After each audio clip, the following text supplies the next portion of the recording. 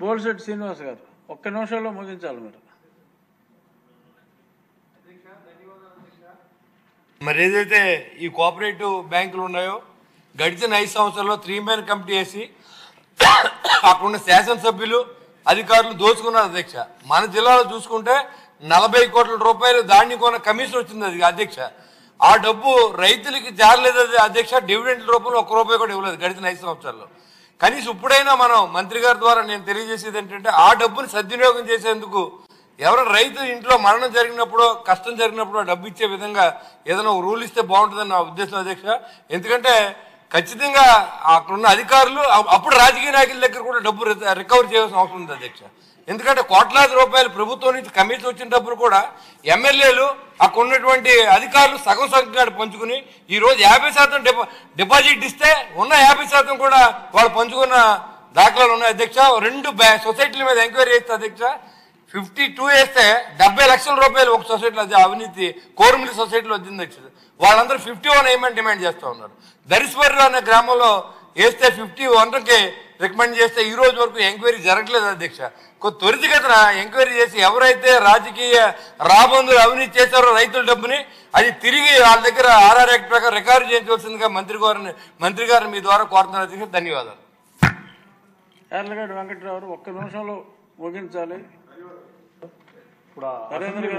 వచ్చారు అధ్యక్ష. క్వశ్చన్ ఏమి అడిగారు ప్రజలకు తెలియదు అధ్యక్ష. మనకంటే హౌస్ లో క్వశ్చన్ పేపర్ ఉంటారు కాబట్టి అదేమో డిస్ప్లే చేస్తా కుదిరితే బెటర్ అధ్యక్ష. అదే సమస్య ఎంతో ఇది నేను డిసిసిబి చైర్మన్ చేశాను అధ్యక్ష. నేనే ఈ కంప్లైంట్ పెట్టాను అధ్యక్ష. దయచేసి 2 నిమిషాలు నేను ఎక్కువ టైం తీసుకుని అధ్యక్ష.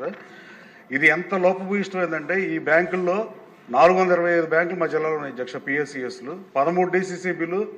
ఈ 13 డిసిసిబిల్లో 600 జిల్లాలోని దేశంలో 15 కోట్ల లాభం ఉన్న డిసిసిబి కృష్ణని 70 కోట్లు తీసుకెళ్ళి అధ్యక్ష 1 సంవత్సర కాలంలో. నా సొంత కంపెనీ కన్నా బాగా పనిచేశాను అధ్యక్ష. 100 మందికి ప్రభుత్వ ఉద్యోగాలు ఇచ్చాను అధ్యక్ష. 120 మందికి ఇంటర్న్షిప్ ఇచ్చాను అధ్యక్ష. సిజిఎఫ్ డబ్బు అంతా చచ్చిపోయిన కౌలు రైతులకి ఇచ్చాను అధ్యక్ష. కానీ దరిద్రం ఏంటంటే ఈ డబ్బు అంతా పోగేసి గత ప్రభుత్వం నేను 13 మాసాల తర్వాత తప్పుకున్నాక అంతా అన్యాక్రాంతం చేసి సిఆర్డీఏ పర్మిషన్ లేకుండా బిల్డింగులు కట్టి ఒకటి కాదు చెప్పాలంటే 1 గంట పడుతుంది అధ్యక్ష. పేపర్ పంపిస్తాం మీకు.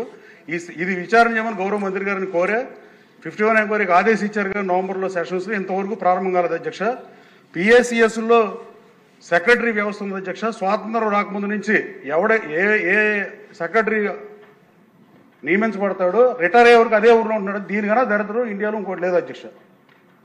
35 సంవత్సరాలు ఒకే ఊర్లో ఉద్యోగం చేస్తే బ్యాంక్ ప్రెసిడెంట్ చదువు లేకపోతే అతనే నడిపిస్తున్నాడు.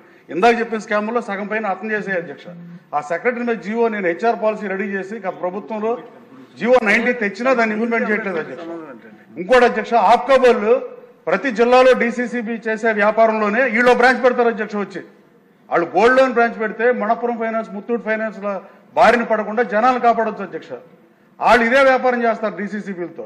2013లో ఆంధ్ర బ్యాంక్ ని డిసిసిబి కృష్ణని పెట్టింది మహానుభావుడు భోగరాజు పట్టాభి సీతారామయ్య గారు అధ్యక్ష. ఆయన ఏఐసిసి ప్రెసిడెంట్ కూడా పనిచేశాడు. పరోపకారం ఏదో శరీరం అటువంటి మహానుభావులు పెడితే వచ్చాయండి సార్. కాదు సార్. అయితే ఆయన 2 బ్యాంకులు ఆయనే పెడితే ఆంధ్ర బ్యాంక్ 2013లో తీసేసిన సాఫ్ట్వేర్ని ఆప్కాప్ కొనుగోలు చేసింది అధ్యక్ష. రైతుల సొమ్మును పందికొక్కలాగా అన్నారు అధ్యక్ష.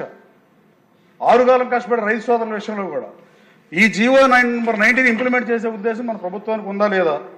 అలాగే అధ్యక్ష డిసిసిబిల మీద కోఆపరేటివ్ బ్యాంకులు ఆ గోడౌన్లు అనేది పెద్ద స్కామ్ అధ్యక్ష. అసలు ఇవాళ పురి కట్టేవాడు ఎవడు లేడు. గోడౌన్ అవసరం లేదు అధ్యక్ష. లేని గోడౌన్లు కట్టారు అధ్యక్ష.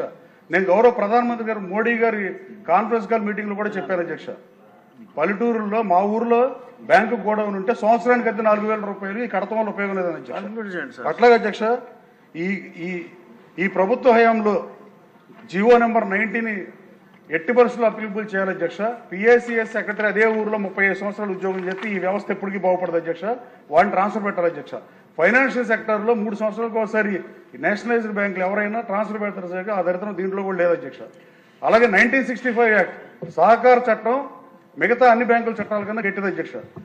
ఒక ఉదాహరణ చెబుతా అధ్యక్ష. ఏపీ సీడ్స్ కార్పొరేషన్ అధ్యక్ష 250 కోట్ల రూపాయలు ఆప్కాప్ ఎందుకు ఇచ్చిందని అడుగుతున్నా అధ్యక్ష. 1965 యాక్ట్ ప్రకారం సహకార చట్టం అన్ని బ్యాంకుల కన్నా గట్టిది అధ్యక్ష. మీరు ఇంప్లిమెంట్ చేస్తే చాలు అందరూ లాంగ్ వెళ్ళిపోతారు. సెకండ్ అధ్యక్ష 1965 యాక్ట్ ప్రకారం మార్టిగేజ్ పెట్టకుండా ప్రభుత్వ హామీతో లోన్ కూడా ఇవ్వదు అధ్యక్ష, ఇవ్వకూడదు అధ్యక్ష. నేను డీసీసీ నేను ఏమని చెప్పాను, కానీ ఆప్కాప్ ఇచ్చింది అధ్యక్ష.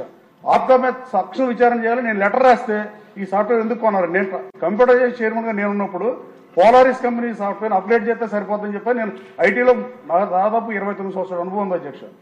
ఆ రోజున వాణిమోహన్ అనే ఐఏఎస్ గారు నాతో ఏకీవించి వెండర్ బ్యాంక్ చిన్నదైనా వెండర్ పోలారిస్ పెద్ద కంపెనీ అయినా అని పిలవమని చెప్పాము అధ్యక్ష.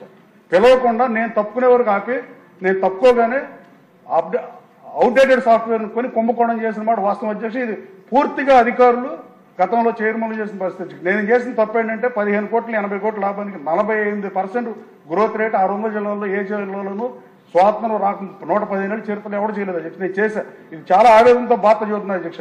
ఏదో చేసేద్దాం ఉన్న అధ్యక్ష.